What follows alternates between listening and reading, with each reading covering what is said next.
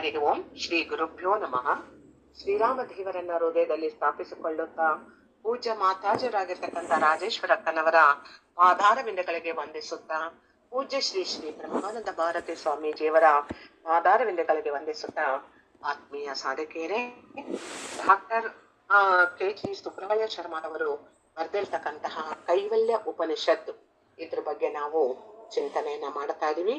ಹೋದ ವಾರ ನಾವು ಈ ಒಂದು ಶಾಂತಿ ಮಂತ್ರ ಭದ್ರಂ ಕರ್ಣೇಭಿ ಶೃಣುಯಾಮ ದೇವಃ ಆ ಮಂತ್ರದ ಒಂದು ಚಿಂತನೆಯನ್ನ ಮಾಡಿದೀವಿ.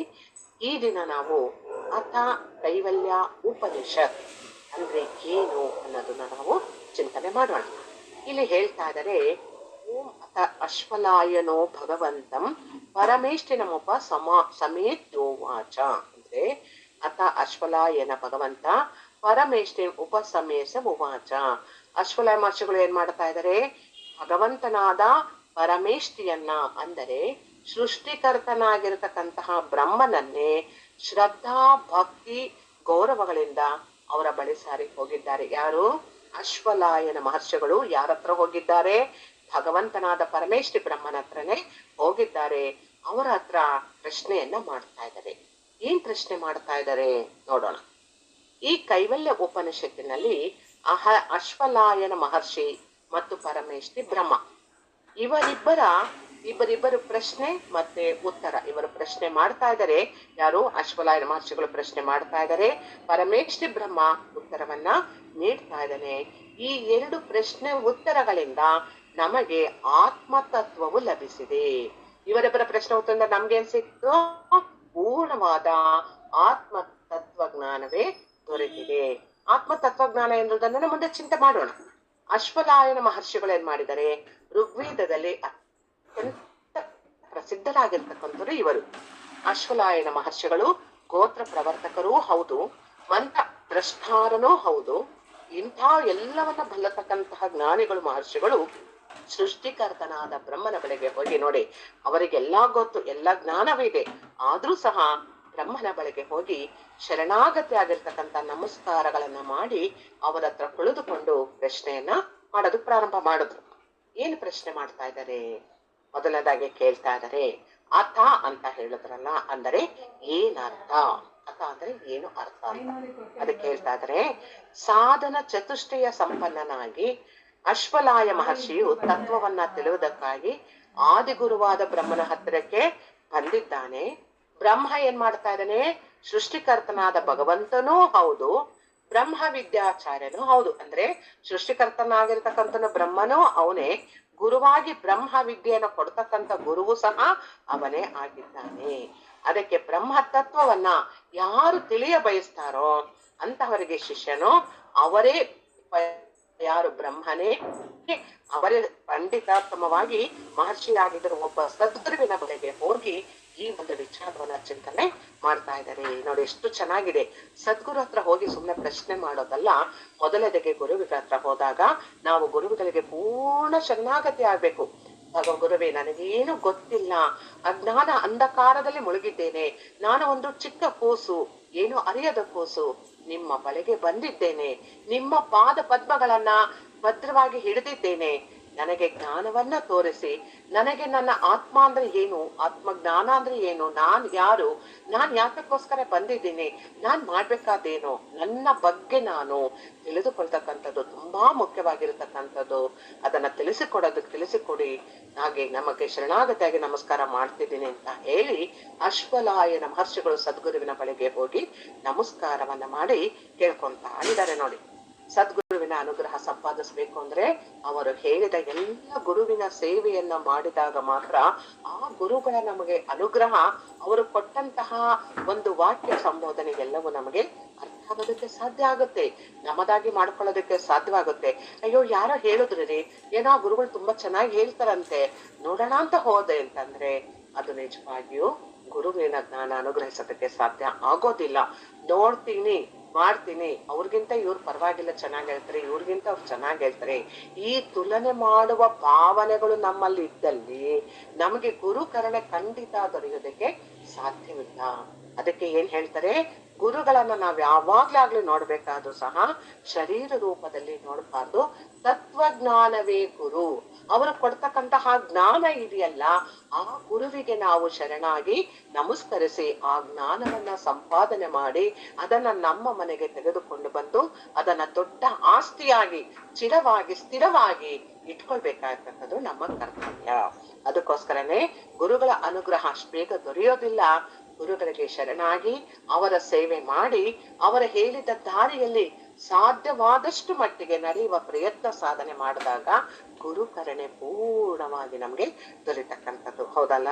ಅದಕ್ಕೋಸ್ಕರವೇ ಸರ್ವಶಾಸ್ತ್ರವಿದಪಿ ಸ್ವಾತಂತ್ರ್ಯೇಣ ಬ್ರಹ್ಮ ಜ್ಞಾನಾನ್ವೇಷಣಂ ನೈವ ಕುರ್ಯಾತ್. ಅಂದ್ರೆ ಸರ್ವಶಾಸ್ತ್ರವನ್ನು ಬಲ್ಲವನಾಗಿದ್ದರೂ ಸಹ ಮುಮುಕ್ಷವು ಬೇಕು. ಯಾವುದು ಮುಮುಕ್ಷ ಅಂತಂದ್ರೆ ಭಗವಂತನೇ ಬೇಕೆಂಬ ಮುಮುಕ್ಷತ್ವ ಬೇಕು. ನೀನೇ ಬೇಕು, ನನಗಿನ್ಯಾರೋ ಬೇಡ ಅಂತಕ್ಕಂಥದ್ದು ಬರಬೇಕು. ಅಂತ ಮುಮುಕ್ಷತ್ವ ಯಾರಿಗೆ ಬರುತ್ತದೆ ಅವನು ಬ್ರಹ್ಮ ಜ್ಞಾನ ವಿಚಾರವನ್ನ ಮಾಡೋದಕ್ಕೆ ಸಾಧ್ಯ. ಅಂದ್ರೂ ಮುಮುಕ್ಷತ್ವವು ತಾನೇ ಸ್ವತಂತ್ರನಾಗಿ ಬಂದ್ರೂ ಸಹ ಅವನು ಸ್ವತಂತ್ರವಾಗಿ ಈ ಬ್ರಹ್ಮ ತತ್ವ ಜ್ಞಾನವನ್ನ ವಿಚಾರ ಮಾಡಕ್ ಹೋಗ್ಬಾರ್ದು. ಅವನಿಗೇನು ಅರ್ಥ ಆಗೋದಿಲ್ಲ. ಗುರುವಿನ ಬಳಿ ಸಾಗಿಯೇ ಈ ಒಂದು ತತ್ವ ವಿಚಾರವನ್ನ ಮಾಡ್ಬೇಕು. ಇಲ್ಲಿ ಶಂಕರಾಚಾರ್ಯರು, ಪೂಜ್ಯ ಶಂಕರಾಚಾರ್ಯರು ಹೇಳ್ತಾ ಇದಾರೆ, ಮುಂಡೋಕೋಪನಿಷತ್ ಅಷ್ಟಾಧ್ಯಾಯದಲ್ಲಿ ಜಿಜ್ಞಾಸುಗಳನ್ನ ಎಚ್ಚರಿಸಿದ್ದಾರಲ್ವೇ. ಜಿಜ್ಞಾಸು ಅಂದ್ರೆ ಏನು? ಆ ಒಂದು ಭಗವಂತನೇ ಬೇಕೆಂಬ ಆ ಒಂದು ತೀವ್ರ ಸ್ಥಿತಿ, ತುರಿಯ ಸ್ಥಿತಿ ಅಂತ ಹೇಳ್ತೀವಿ. ಆ ತುರಿಯ ಸ್ಥಿತಿ ಯಾರಿಗೆ ಬಂದಿರ್ತದೋ ಅಂತವರಿಗೆ ಗುರುಗಳ ಅನುಗ್ರಹ ಬೇಕೇ ಬೇಕು. ಆ ಗುರುಗಳ ಅನುಗ್ರಹ ಅಂತವ್ರಿಗೆ ಸಿಕ್ಬಿಟ್ರೆ ಅವರು ರಹಸ್ಯವನ್ನ ತಿಳಿತಾರೆ. ಈ ರೀತಿಯಾಗಿ ಇಲ್ಲಿ ಆ ಅಶ್ವಲಾಯನ ಮಹರ್ಷಿಗಳು ಬ್ರಹ್ಮನ ಬಳಿಗೆ ಬಂದು ಹೀಗೆ ಪ್ರಶ್ನೆಯನ್ನ ಮಾಡ್ತಾ ಇದ್ದಾರೆ. ಅತ ಅಂದರೆ ಏನ್ ಅರ್ಥ?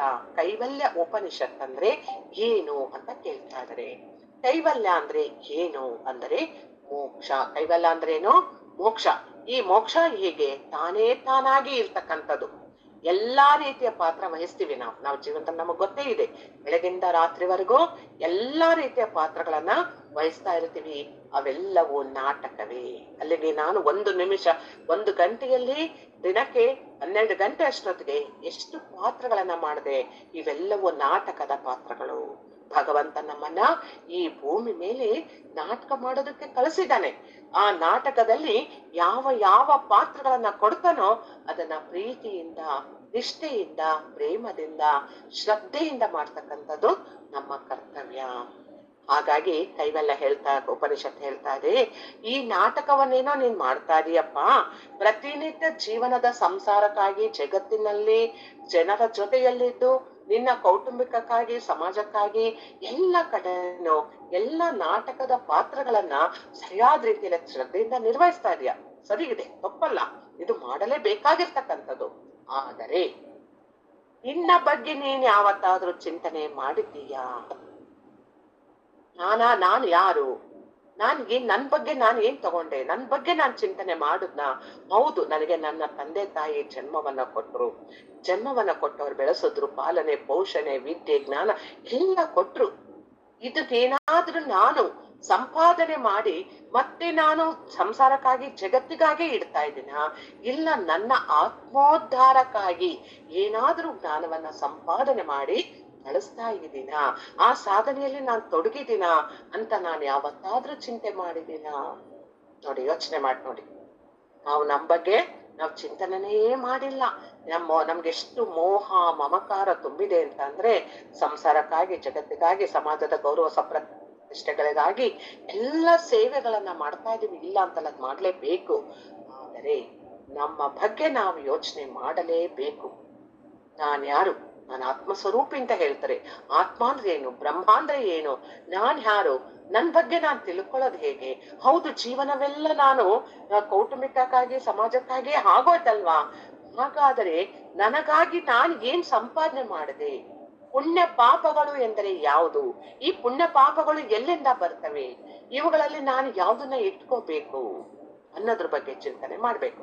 ಇಲ್ಲಿ ಪುಣ್ಯ ಪಾಪಗಳು ಎರಡೂ ನನ್ನದಲ್ಲ ಅನ್ನೋದು ನನಗೆ ಅರ್ಥ ಆಗೋದನ್ನೇ ಮುಂದಕ್ಕೆ ಬ್ರಹ್ಮಜ್ಞಾನದಲ್ಲಿ ಕೈವಲ್ಯ ಉಪನಿಷತ್ತು ತಿಳಿತಾ ಹೋಗೋಣ.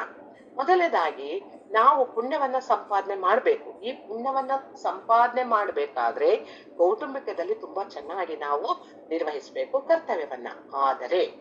ಆ ಪುಣ್ಯದಲ್ಲಿ ಸ್ವಾರ್ಥವಿಲ್ಲದೆ ನಿಸ್ವಾರ್ಥವಾದ ಸೇವೆಯನ್ನ ಮಾಡಿ ಆ ಪುಣ್ಯವನ್ನ ಸಂಪಾದನೆ ಮಾಡಿದ್ದೇ ಆದ್ರೆ ಅದು ನಮ್ಮ ಆತ್ಮ ತತ್ವಜ್ಞಾನಕ್ಕೂ ಸಹ ಪ್ರೇರೇಪಣೆ ಆಗುತ್ತೆ. ಇದನ್ನ ನಾವು ಮಾಡ್ಬೇಕು. ಯಾವತ್ತು ನಮಗ್ ನೋಡಿ ಪ್ರತಿಫಲವನ್ನ ಅಪೇಕ್ಷೆ ಪಟ್ಟೇ ನಾವು ಮಾಡ್ತಕ್ಕಂಥದ್ದು ಜಾಸ್ತಿ. ಹಾಗಾದ್ರೆ ಪುಣ್ಯ ಮಾಡ್ಬೇಕು ಅಂತಂದ್ರೆ ಮೊದಲನೇದಾಗಿ ನಾನೇನ್ ಮಾಡ್ಬೇಕು, ಎಲ್ಲರಿಗೂ ಒಳ್ಳೇದಾಗ್ಲಿ ಅಂತ ಕೇಳ್ಕೊಂತಾ ಇದೀವಿ. ಜೊತೆಗೆ ನನ್ನ ಆತ್ಮೋದ್ಧಾರವೂ ಆಗಲಿ, ನನ್ನ ಮನಸ್ಸು ಪ್ರಶಾಂತವಾಗಲಿ ಅನ್ನೋದಕ್ಕೆ ಮೊದಲನೇದಾಗಿ ಅಂತ ಹೇಳ್ತಾರೆ, ನಾಮಸ್ಮರಣೆನ ಮಾಡಿ. ನಾಮಸ್ಮರಣೆ ಮಾಡಿ ಅಂತ ಹೇಳುದು. ಕುಂತಾಗ, ನಿಂತಾಗ, ಮಲಗಿದಾಗ ಹೇಗ್ ಬೇಕಾದ್ರೂ ನಾಮಸ್ಮರಣೆ ಮಾಡಿ, ಎಲ್ಲವೂ ಭಗವಂತನಿಗೆ ಸಲ್ಲುತ್ತೆ ಅಂತ ಹೇಳಿದ್ವು.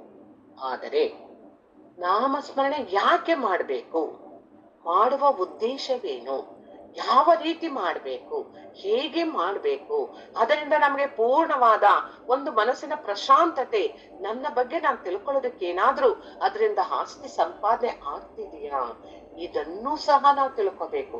ಇದನ್ನ ತಿಳ್ಕೊಂಡು ನಾವು ನಾಮಸ್ಮರಣೆಯನ್ನ ಮಾಡ್ಬೇಕು. ಹಾಗಾದ್ರೆ ಹೇಗೆ ನಾಮಸ್ಮರಣೆ ಮಾಡ್ತಕ್ಕಂಥದ್ದು ಗುರುಗಳು ಹೇಳ್ಕೊಡ್ತಾರೆ. ಅಪ್ಪ, ತುಂಬಾ ಕಲಿಯುಗದಲ್ಲಿ ತುಂಬಾ ಸುಲಭವಾದ ಮಾರ್ಗ ಅಂದ್ರೆ ಭಕ್ತಿ. ನಾಮಸ್ಮರಣೆ ಒಂದೇ ಸುಲಭವಾದ ದಾರಿ. ನಿನಗೆ ಯಾವ ದೇವರ ನಾಮ ಇಷ್ಟವೋ ಆ ನಾಮವನ್ನ ನೀನ್ ನುಡಿತಾ ಹೋಗು. ಆದರೆ ಆ ನಾಮವನ್ನ ನುಡಿಯುವುದಕ್ಕೆ ಮುಂಚೆ ನೀನ್ ಕೇಳ್ಕೋಬೇಕಾಗಿರೋದೇನು, ಪರಮಾತ್ಮ ನನ್ನ ಚಿತ್ತ ಶುದ್ಧಿ ಆಗಲಿ, ನನ್ನ ಆತ್ಮೋದ್ಧಾರವಾಗಲಿ, ನನ್ನ ಬಗ್ಗೆ ನಾನು ತಿಳ್ಕೊಂತಹ ಒಂದು ಜ್ಞಾನವನ್ನ ನನಗೆ ಕೊಡು ಅಂತ ಹೇಳಿ. ಚಿತ್ತ ಶುದ್ಧಿ ಅಂದ್ರೆ ಏನು, ಪೂರ್ಣವಾಗಿ ಶುದ್ಧಿ ಆಗ್ಬೇಕು, ಎಲ್ಲ ಕಡೆನೂ ಶುದ್ಧತೆ ಆಗ್ಬಿಡ್ಬೇಕು. ಚಿತ್ತ ಶುದ್ಧಿ ಅಂದ್ರೆ ಆತ್ಮಜ್ಞಾನವನ್ನು ಪಡ್ಕೊಳ್ಳೋದಕ್ಕೆ ಬೇಕಾಗಿರ್ತಕ್ಕಂತಹ ದೊಡ್ಡ ಆಸ್ತಿ ಚಿತ್ತ ಶುದ್ಧಿ, ಅದೇ ಮೋಕ್ಷ ಅಂತಾನು ಹೇಳ್ತಾರೆ. ಅದಕ್ಕೆ ನಾವು ಮೊದಲು ಸಂಕಲ್ಪ ಮಾಡ್ಬೇಕು, ಭಗವಂತನ ಹತ್ರ ಸಂಕಲ್ಪ ಮಾಡ್ಕೋಬೇಕು. ಭಗವಂತ, ನನ್ನ ಚಿತ್ತ ಶುದ್ಧಿಗಾಗಿ ನಾನು ಈ ಒಂದು ನಾಮಸ್ಮರಣೆನ ಮಾಡ್ತಾ ಇದ್ದೀನಿ, ನೀನೇ ಪ್ರೇರೇಪಣೆ ಕೊಟ್ಟು ಮಾಡು ಅಂತ ಹೇಳ್ತಾ ಇದೀಯಾ, ಮಾಡ್ತಾ ಇದ್ದೀನಿ. ಒಂದೊಂದು ನಾಮವು ನಿನ್ನ ಪಾದ ಪದ್ಮಗಳಿಗೆ ಅರ್ಪಿತವಾಗಲಿ, ಒಂದೊಂದು ಉಸಿರಾಟವು ನಿನ್ನ ಪಾದ ಪದ್ಮಗಳಿಗೆ ಅರ್ಪಿತವಾಗಲಿ. ಸ್ಮರಣೆಯನ್ನ ಪೂರ್ಣವಾದ ಶ್ರದ್ಧಾ ಭಕ್ತಿಯಿಂದ ಮಾಡುವಂತೆ ಮಾಡುವಂತ ಕೇಳಿಕೊಂಡು ನಾವು 11 108 ಭಗವಂತನ ಮುಂದೆ ಕುಳಿತು ಜೋರಾಗಿ ಶ್ರೀರಾಮ ಜಯ ರಾಮ ಜಯ ಜಯ ರಾಮ, ಇಲ್ಲವೇ ಓಂ ನಮೋ ನಾರಾಯಣ, ಓಂ ನಮ ಶಿವಾಯ, ಓಂ ಶ್ರೀ ಲಲಿತಾ ದೇವಿಯೇ ನಮಃ, ಆ ರೀತಿ ನಮಗೆ ಯಾವ ನಾಮವು ಬೇಕೋ ಆ ನಾಮವನ್ನ ಜೋರಾಗಿ ಹೇಳಿದಾಗ ಅಲ್ಲಿ ಸಂಕಲ್ಪ ಆಗುತ್ತೆ, ಚಿತ್ತ ಶುದ್ಧಿಗೆ ಪ್ರಾರಂಭ ಆಗುತ್ತೆ. ಆಮೇಲಿಂದ ನೀವು ಕುಂತಾಗ, ನಿಂತಾಗ, ಮಲಗಿದಾಗ ಯಾವಾಗ ಮಾಡಿದ್ರು ಸಹ ಆ ಎಲ್ಲ ನಾಮಸ್ಮರಣೆಯು ಸಹ ಅದಕ್ಕೆ ಸೇರುತ್ತೆ, ಕೌಂಟಿಂಗ್ ಆಗ್ತಾ ಹೋಗುತ್ತೆ. ಆವಾಗೆಲ್ಲೂ ಹೋಗೋದಿಲ್ಲ. ಅದನ್ನ ಮಾಡ್ದಲೇನೆ ಹೇಳಿದಾರಪ್ಪ, ಕುಂತಾಗ, ನಿಂತಾಗ, ಮಲಗಿದಾಗ ಯಾವಾಗ ಬೇಕಾದ್ರೂ ಮಾಡಂತ ಹೇಳಿದರೆ ಮಾಡದೆ, ಆದ್ರೆ ಏನು ಫಲಕಾರಿ ಆಗ್ಲಿಲ್ಲ ಅಂತಲೂ ನಾವ್ ಅಂತೀವಿ. ಯಾಕೆ ಫಲಕಾರಿ ಆಗ್ಲಿಲ್ಲ ಅದನ್ನ ನಾವ್ ಚಿಂತನೆ ಮಾಡೋದಿಲ್ಲ. ಅವ್ರಿಗೆ ಗುರುಗಳು ಹೇಳಿದ್ರು ಮಾಡು ಅಂತ ಹೇಳಿದ್ರು, ಮಾಡಿದೆ, ಆದ್ರೆ ಫಲಕಾರಿ ಕೊಡ್ಲಿಲ್ಲ ಅಂತ ಆರೋಪ ಹೊರಿಸ್ತೀವಿ ಹೊರತು ನಾವು ಆ ಒಂದು ಇದರಲ್ಲಿ ಕುಳಿತು ಎಷ್ಟರ ಮಟ್ಟಿಗೆ ಆ ನಾಮಸ್ಮರಣೆಯನ್ನ ಶ್ರದ್ಧೆಯಿಂದ ಭಕ್ತಿಯಿಂದ ಚಿತ್ತ ಶುದ್ಧಿಗಾಗಿ ಮಾಡಿದ್ವು ಅನ್ನೋದು ತುಂಬಾ ಮುಖ್ಯವಾಗಿರ್ತಕ್ಕಂಥದ್ದು. ಈಗ ಗೊತ್ತಾಯ್ತಲ್ವಾ, ನಾಮಸ್ಮರಣೆ ಯಾತಕ್ಕೋಸ್ಕರ ಮಾಡಬೇಕು. ನನ್ನ ಮನಸ್ಸಿನ ಪ್ರಶಾಂತತೆಗಾಗಿ, ಆತ್ಮವು ಶುದ್ಧವಾಗೋದಕ್ಕೋಸ್ಕರವಾಗಿ, ಆತ್ಮ ಚಿತ್ತ ಶುದ್ಧಿಗಾಗಿ, ಆತ್ಮ ಜ್ಞಾನವನ್ನ ಪಡೆದುಕೊಳ್ಳೋದಕ್ಕಾಗಿ ಈ ನಾಮಸ್ಮರಣೆ ಮೊದಲನೆಯ ಮೆಟ್ಟಿಲು. ಇದು ನನಗೆ ಬೇಕೇ ಬೇಕು. ಏನು ಮೋಕ್ಷ ಅಂದ್ರೆ, ಕೈವಲ್ಯ ಅಂದ್ರೆ ಮೋಕ್ಷ. ಈ ಮೋಕ್ಷವನ್ನ ಪಡೆದುಕೊಳ್ಳುವುದಕ್ಕೆ ಪ್ರಾರಂಭದ ಹಂತ ಯಾವುದು? ನಾಮಸ್ಮರಣೆ. ಈ ನಾಮಸ್ಮರಣನ ಈ ರೀತಿ ಮಾಡಿದಾಗ ಪೂರ್ಣವಾದ ನಮ್ಗೆ ಆನಂದವನ್ನ ಕೊಡ್ತಕ್ಕಂಥದ್ದು. ಅದಕ್ಕೆ ಹೇಳ್ತಾರೆ, ಈ ಒಂದು ಓಂ ಮಂತ್ರದಿಂದಲೇ ಆರಂಭವಾಗ್ಬೇಕು, ಅರಿವು ಬರ್ಬೇಕು. ಕೈವಲ್ಯ ಅಂದರೆ ಅರ್ಥ ಕೇವಲ. ಕೇವಲ ಅಂದ್ರೆ ಏನು? ಅರಿವು, ಆನಂದ, ಅನಂತ ಆನಂದ ಸ್ವರೂಪವೇ ಕೈವಲ್ಯ.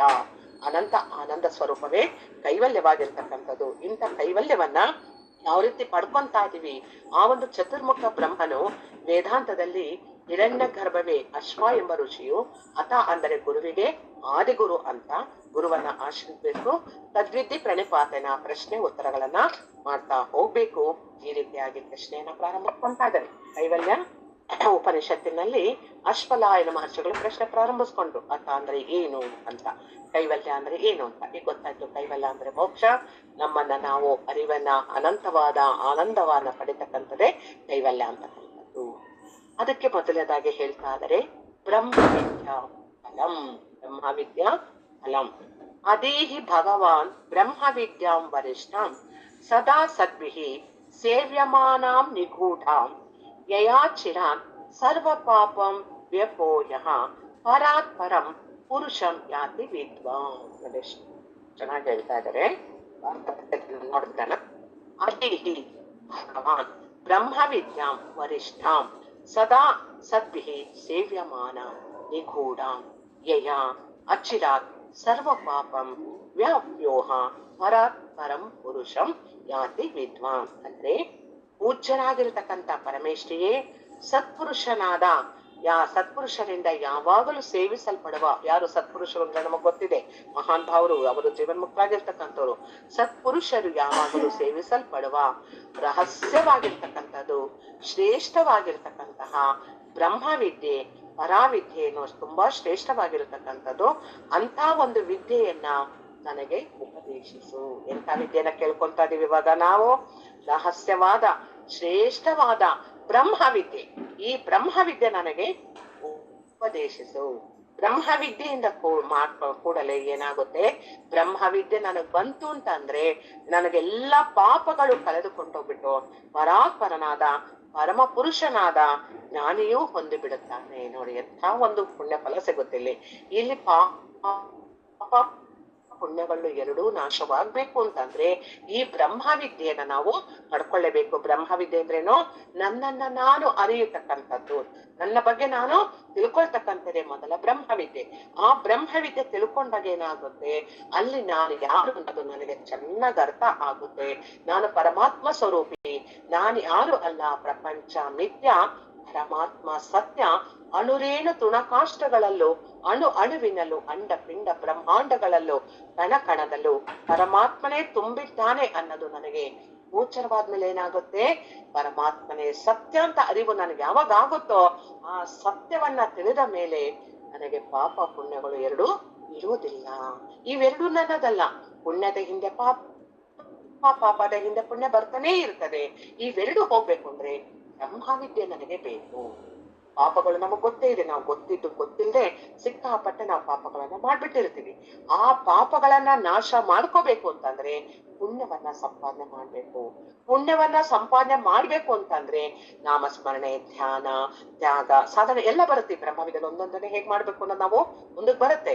ಈ ರೀತಿ ಎಲ್ಲ ಸಾಧನೆಗಳನ್ನ ಮಾಡಿಸಿ ಕೊನೆಗೆ ನಾವು ಬ್ರಹ್ಮವಿದ್ಯೆಯಲ್ಲಿ ನಾನು ಯಾರು ಅಂತ ನಾನು ತಿಳ್ಕೊಳ್ಳೋದನ್ನ ಸ್ಪಷ್ಟವಾದ ಚಿತ್ರಣವನ್ನ ಕೊಡ್ತಾರೆ. ಆ ಸ್ಪಷ್ಟವಾದ ಚಿತ್ರಣ ದೊರಕದ್ಮೇಲೆ ನನಗೆ ಯಾವ ಪಾಪ ಪುಣ್ಯಗಳು ನನ್ನ ಜೊತೆ ಇರುವುದಿಲ್ಲ. ಪರಮ ಪುರುಷನನ್ನೇ ಹೊಂದುತ್ತೇನೆ. ಯಾವನು ಪೂರ್ಣ ಜ್ಞಾನಿ ಆಗ್ಬಿಡ್ತಾನೆ. ಇಂಥ ಜ್ಞಾನ ನಮ್ಗೆ ಬೇಕು. ಅರ್ಥಾತ್ ಜಿಜ್ಞಾಸು ಜ್ಞಾನಿ ಅಂತ ಹೇಳ್ತಾರೆ. ಆ ಜ್ಞಾನಿಯನ್ನ ಪರಮಾತ್ಮ ತುಂಬಾ ಇಷ್ಟಪಡ್ತಾನೆ. ಆ ಜ್ಞಾನಿ ಯಾರು? ಅವನು ಪೂರ್ಣವಾಗಿ ಪರಮಾತ್ಮನೇ ಬೇಕೆಂಬ ತುರಿಯ ಸ್ಥಿತಿಯಲ್ಲಿ, ಮುಮುಕ್ಷತ್ವ ತೀವ್ರತೆಯಲ್ಲಿ ಕುಳಿತುಕೊಂಡ್ಬಿಟ್ಟಿದ್ದಾನೆ. ಜಿಜ್ಞಾಸ ಅವನಿಗೆ ಆಸೆ ಬಂದ್ಬಿಟ್ಟಿದೆ, ನನಗೆ ಇನ್ನೇನು ಬೇಡ, ನನಗ್ ಪರಮಾತ್ಮನೇ ಬೇಕು. ಎಷ್ಟು ಜನ್ಮಗಳು ಅಂತ ನಾನು ಹೇಗೆ ಜೀವನ ಕಳೀಲಿ, ಹಾಗಾಗಿ ನನಗೆ ಪರಮಾತ್ಮ ಬೇಕು. ಆ ಪರಮಾತ್ಮನ ಪಡೆಯುವ ವಿಧಾನ ಯಾವುದು? ನನ್ನನ್ನ ಹುಡ್ಸೋದ್ನಲ್ಲ, ಯಾತಕ್ಕೋಸ್ಕರ ಹುಡ್ಸಿದ್ದಾನೆ? ಹಾಗಾದ್ರೆ ನಾನೇನ್ ಕರ್ತವ್ಯ ಮಾಡ್ಬೇಕಾಗಿತ್ತು? ಎಲ್ಲಿ ಮರ್ತಿದ್ದೀನಿ? ಎಲ್ಲಿ ಎಡವಿದ್ದೀನಿ? ಈ ಒಂದು ಲೌಕಿಕ ಜೀವನದಲ್ಲಿ, ಪ್ರಾಪಂಚಿಕ ಜೀವನದಲ್ಲಿ ಮುಳುಗಿ ಹೋಗಿ ಹುಟ್ಟು ಸಾವು ಬರ್ತಾನೇ ಇದೆಯಲ್ವಾ? ಈ ಒಂದು ಹುಟ್ಟು ಕೊನೆಗೊಳ್ಳುವುದು ಎಂದು, ಸಾವು ಬಂದ ಮೇಲೆ ಮತ್ತೆ ಹುಟ್ಟು ಬರಬಾರದು ಎಂದರೆ, ಅಂತ್ಯ ಬಂದ ಮೇಲೆ ಆದಿ ಇಲ್ಲ ಅಂದರೆ ಅಂತ ಒಂದು ಬ್ರಹ್ಮವಿದ್ಯೆ ನನಗ್ ಬೇಕಲ್ವಾ? ನಾನು ಅದನ್ನ ತಿಳ್ಕೊಳ್ಳೇಬೇಕಲ್ವಾ? ಆ ಸಾಧನೆಯನ್ನ ಮಾಡಿಸು ಭಗವಂತ ನನಗೆ ಅಂತ ಆ ಪರಮಾತ್ಮನಲ್ಲಿ ಅಂಗಲಾಚಿ ಬೇಡ್ಕೊಳ್ಳು. ಅದ್ ಪಡ್ಕೊಳ್ತಕ್ಕಂಥವನೇ ಜ್ಞಾನಿ. ಆ ಜ್ಞಾನಿ ಪರಮಾತ್ಮನಿಗೆ ತುಂಬಾ ಪ್ರಿಯವಾಗ್ತಾನೆ. ಅದಕ್ಕೆ ಗುರುಗಳು ಯಾವಾಗ ಹೇಳ್ತಾ ಇರ್ತಾರೆ, ಖಂಡಿತ ತುಂಬಾ ಸಂತೋಷ ಇಲ್ಲ ಅಂತ ಹೇಳಲ್ಲ, ಬರ್ತಾರೆ ಎಲ್ರು. ಸಂಸಾರದ ಪ್ರಾಬ್ಲಮ್ಸು, ಆರೋಗ್ಯದ ಬಗ್ಗೆ ಎಲ್ಲವನ್ನ ಕೇಳ್ಕೊಂತಾರೆ. ಕೇಳಿ ಇಲ್ಲ ಅಂತಲ್ಲ, ಕೇಳ್ಕೊಬೇಕು ಅವನನ್ನು. ಆದರೆ ಯಾರು ಸಹ ನನ್ನ ಚಿತ್ತ ಶುದ್ಧಿ ಆಗ್ಬೇಕು, ನನ್ನಲ್ಲಿ ಭಕ್ತಿ ಹೆಚ್ಚಾಗ್ಬೇಕು, ನಾನ್ ಮಾಡ್ತಕ್ಕಂಥ ಪೂಜೆ ಸಾರ್ಥಕತೆ ಆಗ್ಬೇಕು, ನಾನ್ ಮಾಡ್ತಕ್ಕಂಥ ನಾಮಸ್ಮರಣೆ ಸಾರ್ಥಕತೆ ಆಗ್ಬೇಕು, ಧ್ಯಾನ ಹೇಗೆ ರೀತಿ ಮಾಡ್ಬೇಕು, ನನಗೆ ಈ ಒಂದು ಬ್ರಹ್ಮಜ್ಞಾನ ಬೇಕು, ಇದರ ಬಗ್ಗೆ ತಿಳಿಸ್ಕೊಡಿ, ಅದಕ್ಕಾಗಿ ನಾನು ನಿಮ್ಮ ಬಳಿಗೆ ಬಂದಿದ್ದೇನೆ ಅಂತ ಕೇಳುವವರು ತುಂಬಾ ವಿರಳ. 1000ಕ್ಕೆ ಒಬ್ಬ ವ್ಯಕ್ತಿ ಪರಮ ಗುರುಗಳ ಬಳಿ ಸಾಗಿ ಕೇಳೋದಿಲ್ಲ. ಯಾಕೆ? ಜಗತ್ತಲ್ಲಿ ಮುಳುಗೋಗ್ಬಿಟ್ಟಿದೀವಿ ವಾಸನೆಗಳಿಗೆ. ಹೇಳ್ತಲ್ಲ ದಾಸರು ನಾವೆಲ್ಲ ಶುನಕ ನಂದದಿ ಜಗಕ್ಕೆ, ವಾಸನೆಗಳೆಳತಕ್ಕೆ ದಿಕ್ಕು ದಿಕ್ಕಿನಲ್ಲಿ, ಭಾಷೆಗಳು ಹೊರಗೆ ಕೊಂಡಿಗಳು ನಮ್ಮೊಳಗೆ, ಸನಾಕ್ರಿಯ ಮೋಕ್ಷ ಮಂಕುತಿಮ್ಮ ಅಂತ ಹೇಳ್ಬಿಟ್ಟಿದ್ದಾರೆ. ನಿಮಿಷ